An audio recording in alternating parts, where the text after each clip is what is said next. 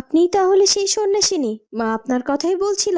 আপনি নাকি আমাদের রাজ্যের আগাম বিপদের খবর পেয়েছেন আর সেই বিপদকে দূর করতেও চেয়েছেন। হ্যাঁ হ্যাঁ, আপনি ঠিকই শুনেছেন। আপনাদের রাজ্যের উপর বড় ধরনের বিপদ নামতে চলেছে, আর আমি ধ্যান সাধনার মাধ্যমে সেটা জানতে পেরেছি। আর তাই তো আর একটু দেরি না করে এই রাজপ্রাসাদে ছুটে এসেছি। বুঝতে পেরেছি, কিন্তু আপনি পারবেন তো এই বিপদ থেকে আমাদের রাজ্যকে রক্ষা করতে? পারবো মানে অবশ্যই পারবো।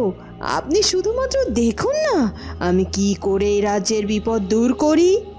না না, এই সন্ন্যাসিনীকে আমার মোটেও সুবিধার মনে হচ্ছে না। একে আমার চোখে চোখে রাখতে হবে। আর তাছাড়া এখন তার সাথে আমি অযথা কথা বলে সময় নষ্ট করতে চাই না, কারণ এই সন্ন্যাসিনী অনেক বেশি চালাক আর ধূর্ত। আর সে আমাদের রাজ্যের ক্ষতি করতে এসেছে নাকি আমাদের রাজ্যের উপকার করতে এসেছে সেটাও তো আমি বুঝতে পারছি না। তাই আমাকে সব দিকে আগে খেয়াল রাখতে হবে, তারপর যা কিছু হয় করতে হবে। এ কি, ফুলকুমারী আবার এভাবে চুপ হয়ে গেল কেন? কি ভাবছে ও? ও কি আমাকে বিশ্বাস করতে পারছে না? ও যদি আমাকে বিশ্বাস নাই করে তাহলে তো বিপদ, কারণ ওর বিশ্বাস অর্জন করতে পারলে তবে তো আমি ওর ক্ষতিটা করতে পারবো। কি হলো কি, আপনি চুপ করে আছেন কেন? আপনি কি আমাকে বিশ্বাস করতে পারছেন না? আমি আপনাকে কথা দিচ্ছি আপনাদের এই রাজ্যের বিপদ আমি দূর করে দেব।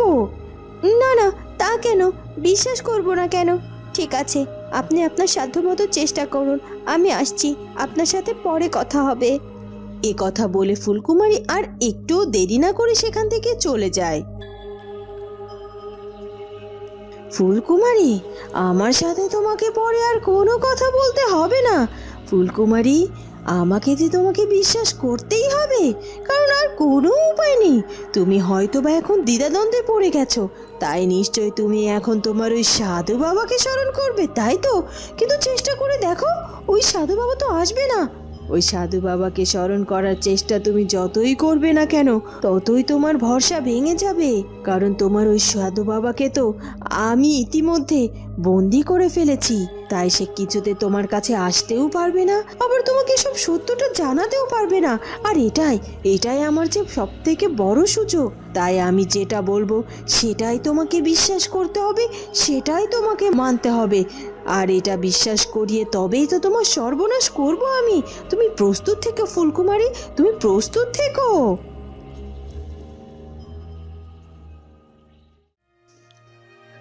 কি বলছো কি দাসী? ফুলকুমারী সন্ন্যাসিনীর সাথে দেখা করতে গিয়েছে? হ্যাঁ রানীমা, নতুন রানীমাকে আমি খবর দিয়েছি, আর তিনি ওই সন্ন্যাসিনীর কক্ষেই গেছেন, ওনার সাথে কথা বলছেন। যাক, ভালো হয়েছে। এবার নিশ্চয় একটা সুরাহা হবে। ওই সন্ন্যাসিনী তো আমাদের রাজ্যকে রক্ষা করতে চায় বিপদ থেকে, আর ফুলকুমারীও সেটা চায়। তাই ওরা দুজনে মিলে একসাথে নিশ্চয়ই আমাদের এই রাজ্যের বিপদকে মোকাবেলা করে রাজ্যকে সুরক্ষিত করবে। কিন্তু রানীমা, সেটা হলে ভালোই হয়, কিন্তু এই সন্ন্যাসিনীকে কিন্তু আমার মোটেও সুবিধার মনে হয় না। আমার কেন জানি না মনে হয় ওই সন্ন্যাসিনী নিশ্চয়ই কোনো মতলব নিয়ে রাজপ্রাসাদে এসেছে। কেন দাসী, তোমার এ কথা কেন মনে হয়? তুমি কি কিছু দেখেছো নাকি ওই সন্ন্যাসিনীর ব্যাপারে? না না রানীমা, তেমন কিছু দেখিনি। ওই সন্ন্যাসিনীকে কেন জানি না আমার বড্ড চেনা চেনা মনে হয়। মনে হয় কোথায় যেন তাকে দেখেছি, কিন্তু কিছুতেই মনে করতে পারছি না। আর তাছাড়া তার মুখ দেখলে আমার কেমন যেন মনে হয় যেন তার মনের মতো অনেক কুটিল বুদ্ধিতে ভরা। কি বলছো কি দাসী, ওই সন্ন্যাসিনীকে তোমারও চেনা চেনা মনে হয়? জানো, আমারও ঠিক এমনটাই মনে হয়েছিল, কিন্তু ওকে আমি চিনতে পারিনি। এর আগে তো কখনো তাকে দেখিনি আমরা, তাই না?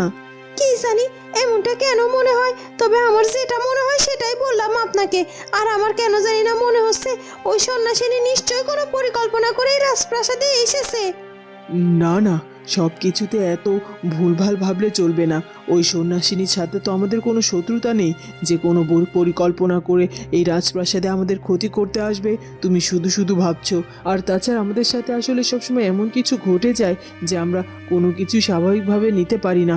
যাই হোক, এখন এসব বাদ দিয়ে যাও, ফুলকুমারীর কাছে যাও, দেখো ফুলকুমারী কি করছে। আগে রানীমা, ঠিক আছে, আমি এক্ষুনি যাচ্ছি।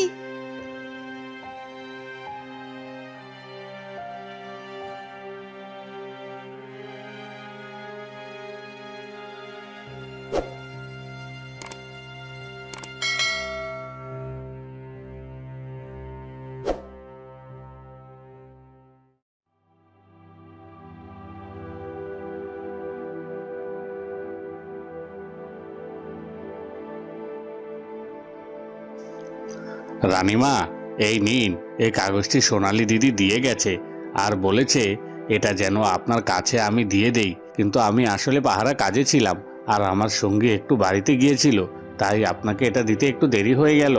হ্যাঁ হ্যাঁ, সেটা বুঝতে পারছি, কিন্তু কি আছে এই কাগজটিতে? কি আছে সেটা জানি না, শুধুমাত্র সোনালি দিদি আমাকে বলল যে সে চলে যাওয়ার পর এই কাগজটি আপনাকে দিতে। আপনি বুঝতে পারবেন এই কাগজটি দেখলে। সে চলে যাওয়ার পর মানে? সোনালি সোনালি ওরা কোথায় গেছে? ওরা কি এখন রাজপ্রাসাদে নেই? না রানীমা, ওনারা রাজপ্রাসাদে নেই, ওনারা চলে গেছে। আমি ওনাদেরকে বলেছিলাম ওইভাবে চলে না যেতে, যেন যাওয়ার আগে আপনাদের সব কিছু জানিয়ে যায়, কিন্তু সে বলে গেল যে আপনাকে কাগজটুকু দিলেই হবে, আর কিছু নাকি জানানো লাগবে না। কি হলো কি সোনালিদের? হঠাৎ করে এভাবে কাউকে কিছু না বলে কেন চলে গেল? আচ্ছা ঠিক আছে, দাও প্রহরী, ওই কাগজটা আমার কাছে দাও তো, দেখি কি আছে ওতে। আগে রানীমা, এই নিন। প্রহরীটি সে কাগজটি ফুলকুমারীর হাতে দিয়ে সেখান থেকে চলে যায়। কিছুই তো বুঝতে পারলাম না, সোনালি হঠাৎ করে এইভাবে রাজপ্রাসাদে চলে গেল কেন? আর যাবে যাবে আমাদেরকে না জানিয়ে বা কেন যাবে? কি হয়েছিল কি ওদের? আচ্ছা যাই হোক, এই কাগজটি দিয়ে গেল। আমার মনে হয় এই কাগজটিতে কিছু না কিছু লেখা আছে। এই কাগজটি দেখলে আমি সবটা বুঝতে পারবো, কিন্তু ওরা এভাবে কোথায় বা যাবে? ওদের তো থাকার তেমন কোনো জায়গাও নেই। যাই হোক, ব্যাপারটা নিয়ে আমাকে একটু রাজকুমার চন্দ্রকুমারের সাথে কথা বলতে হবে। রাজকুমার চন্দ্রকুমারের সাহায্য যে আমার ভীষণভাবে দরকার, কারণ চারদিকে যা ঘটে চলেছে সব কিছু আমার কাছে কেমন যেন অদ্ভুত লাগছে। আর আগামীকাল সূর্যাস্তের সময় ওই মন্ত্রীমশাইয়ের মৃত্যুদণ্ড কার্যকর করা হবে। ওই মন্ত্রীমশাইয়ের মৃত্যুর আগ পর্যন্ত যেন সব কিছু স্বাভাবিক থাকে। এ কথা বলে ফুলকুমারী আর একটুও দেরি না করে সেখান থেকে চলে যায়।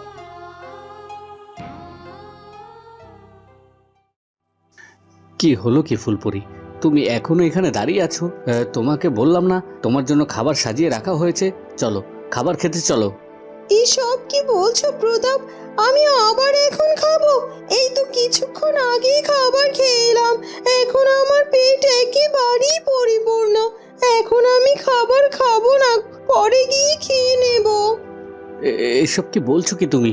সেই কতটা সময় আগে তুমি খাবার খেয়েছো আর এখনো তোমার পেট পরিপূর্ণ রয়েছে? এটা বললে তো হবে না, তোমাকে যে এখন বেশি বেশি খাবার খেতে হবে, কারণ এখন তো তুমি একজন নও, তোমার ভেতরে আরো একজন রয়েছে, তাই তোমাকে অনেক বেশি বেশি খাবার খেতে হবে, তবে তুমি সুস্থ থাকতে পারবে, তাই না? রাজকুমার, এমনিতে আমি সুস্থ আছি, তাছাড়া এত খাবার খেতে যে আমার ইচ্ছে করে না, কেমন যেন অরুচি লাগে। কি বলছো কি ফুলপরি? তোমার খাবার খেতে অরুচি লাগে? কিন্তু তুমি আমাকে এ কথা কেন আগে বলনি? বলো তো। দাঁড়াও, চিন্তা করো না, আমি এক্ষুনি রাজবৈদ্যকে খবর দিচ্ছি, সে এসে তোমাকে ওষুধ দিয়ে যাবে, তাহলে দেখবে তুমি ঠিক হয়ে যাবে। তোমার শরীর খারাপ, অথচ তুমি আমাকে কিছুই বলোনি, এটা কিন্তু মোটেও ঠিক করোনি তুমি। আরে আরে, এসব কি করছো কি প্রতাপ? আমার শরীর খারাপ কখন তোমাকে বললাম? আমি তো সুস্থ আছি, তোমাকে রাজবৈদ্যকে ডাকতে হবে না। এই তো একটু আগেই বললে তোমার নাকি অরুচি লাগে খাবারে, এটা কি অসুস্থতা নয়? এর জন্যই তোমার চিকিৎসার প্রয়োজন। না না রাজকুমার, না, আসলে এই সময় এরকম খাবার একটু অরুচি হতেই পারে, এটা স্বাভাবিক। এর জন্য রাজবৈদ্যের কাছে যাওয়ার দরকার নেই, কোনো ওষুধও খাওয়া লাগবে না, এমনিতেই ঠিক হয়ে যাবে। আর তাছাড়া তুমি আমাকে নিয়ে এত চিন্তা কেন করছো বলো তো? কেন করে বুঝতে পারো না? আমি চাই না তোমার বা আমাদের অনাগত সন্তানের কোনো ক্ষতি হোক। আমার অনাগত সন্তান যেন সুস্থভাবে পৃথিবীর মুখ দেখতে পারে। পারবে রাজকুমার প্রতাপ, পারবে, অবশ্যই পারবে। আমাদের সন্তান সুন্দরভাবে এই পৃথিবীর আলো দেখবে, তুমি দেখে নিও।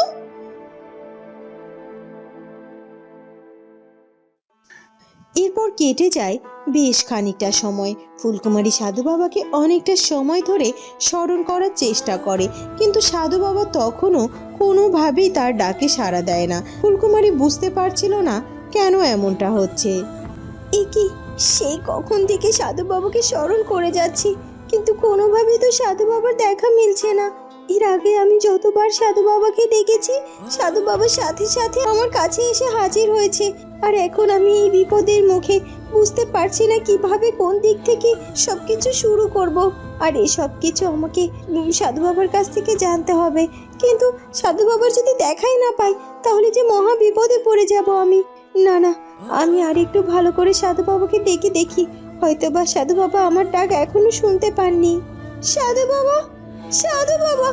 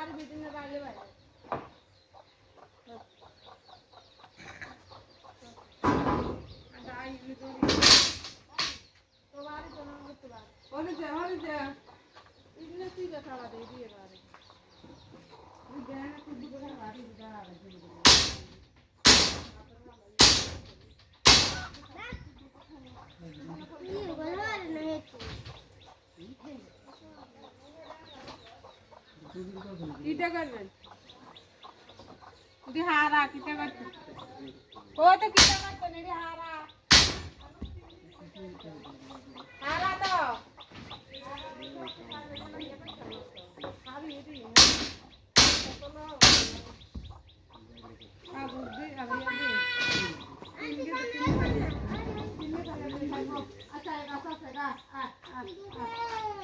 ঘুমা ঠান্ডা লাগবে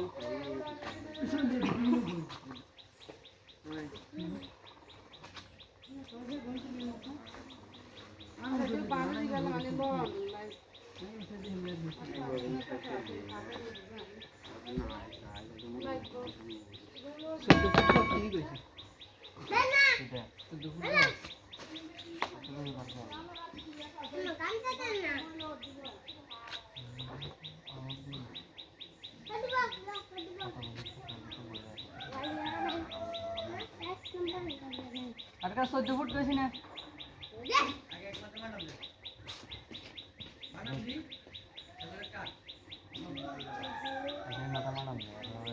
3 ইঞ্চি 3 ইঞ্চি না 3 ফুট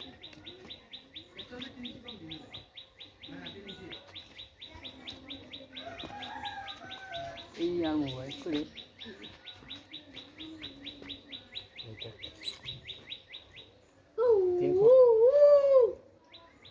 তিন পরে রাখবে দিয়ে যে কত মোবাইল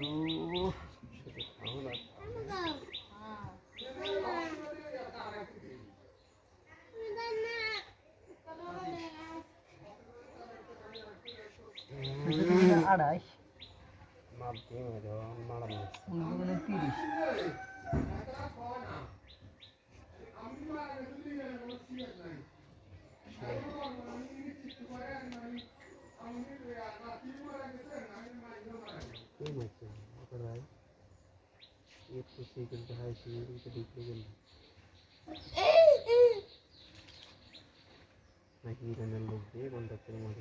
এটাই তো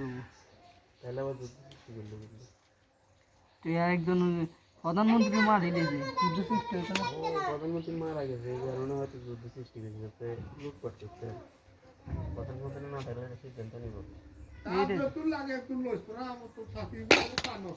কোনো যুদ্ধের আগে মারা গেছে ওই আমি তো হয়ে গেছে তো হয়ে গেছে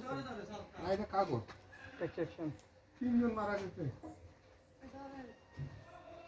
সুপার ফায়ার দিয়ে আদিলে নি মারিলে স্নাইপার কি লাগবে এ বাংলাদেশ হাদের মতো মারিলে গেলে লং তো মারছে যাতে ইট মারছে ওটা তো মরি লঙ্গের তো দূরত্বে স্নাইপার দিচ্ছি নেভার কি মারি নগদ তারা ইনতাও যে পালক তোমার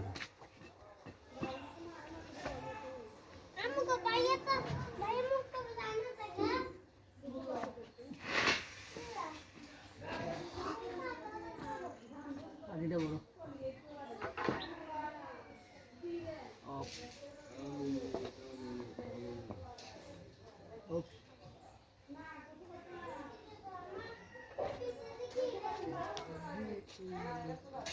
মন খারাপ আর কাম চিল্লে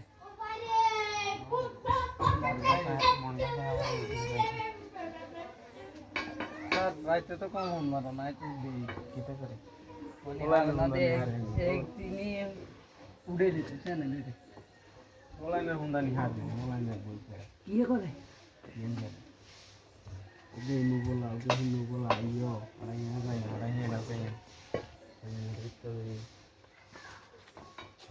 নিজে প্রতিষ্ঠিত নিজে ওই যে দিয়ে দিন হ্যাঁ কিছু করার নাই বাঘের লেগে লেগে আছে কোনো হাত নাই যারা আরো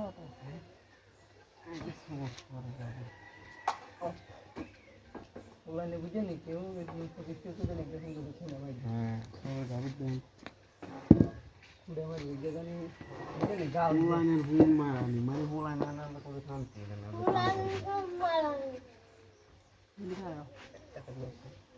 দিখা রাও না দেখো তো ভাই এটা তো আছে একটা বড় বড় জিনিস পাওয়া যায় সিদ্ধ তো আমি কেউ চাইনি কেউ প্রতিষ্ঠিত যে তাও আমার রাখা কার বালা কেউ দেখতে পারে না রে ভগতে সেকশন সকালবেলা ফারুক মিয়ার কত ডাক দেয় এলো মোলাইনা ভাই এখন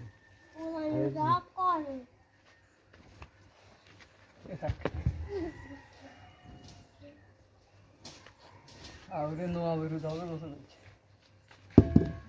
নো আপনি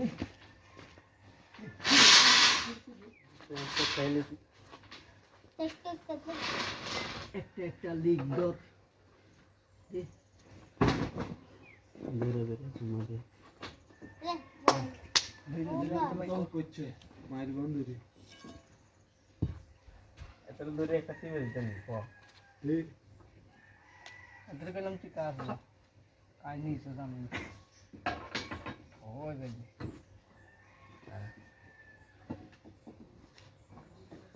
दिल से दिल का भी जुदा नहीं हो আমরা জয় বাংলা বলি কেন রিয়েট ভাই ভবিষ্যতে আমেরিকানে দেখবি আইনে হ্যাঁ আরে কি এর গেঞ্জি এটা খাদ্য টয়লেট না কি লিখছিস টং অয়েল ফিট এটা একটা খাদ্যের নাম এই জিনিসটা কে দিছে খাদ্য কোম্পানি আছে না এই খাদ্য কোম্পানি আর নাই একটু আছে সানা কোম্পানি দাও কই বলে এটা বাথরুম এটা তুই মা কো এটা প্রথমে আয় দেখি আয় বেশি বাথরুম হয়তো হারবিকের লগে দিছে जिन्हें तूने रोड के बूट बाला का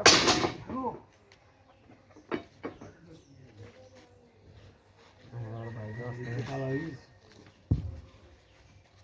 ওইসো না ওইসো তো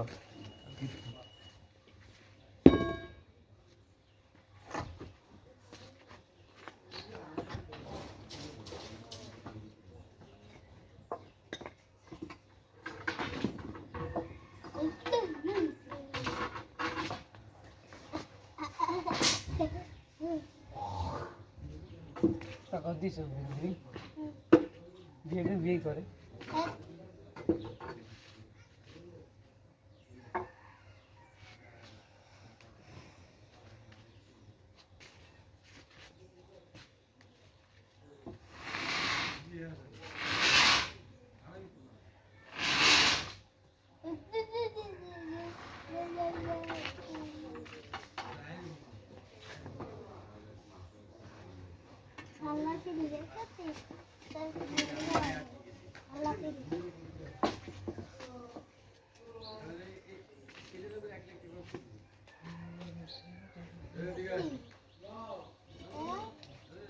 কিলে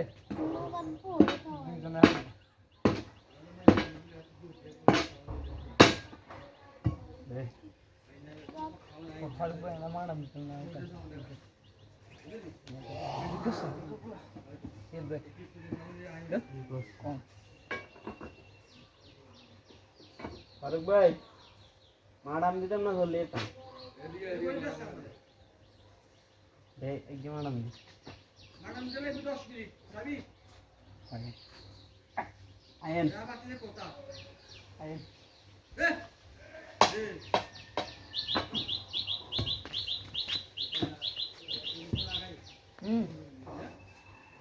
দুটো কোনো Day Allah, Allah belia, Roger, Juta bet, Roger, oh, dikit kalau ya.